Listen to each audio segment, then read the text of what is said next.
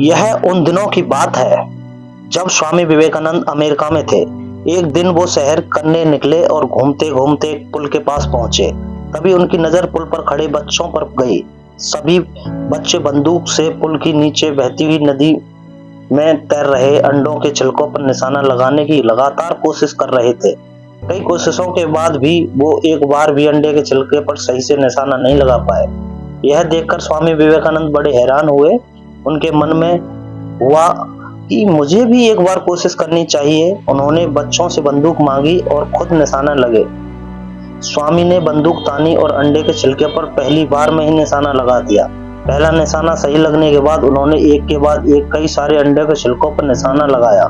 स्वामी के निशाने की कला को देख के बच्चे हैरान रह गए।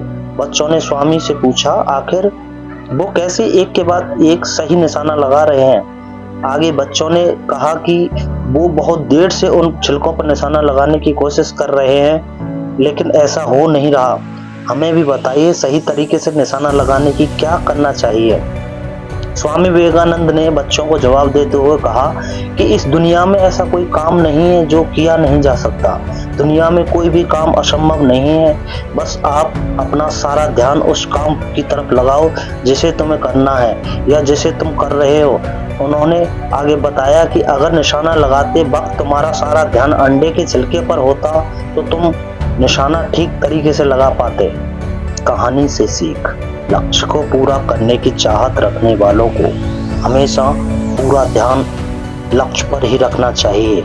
ऐसा करने से लक्ष्य चूकता नहीं है और आपकी कामयाबी आपके कदम चूमती है।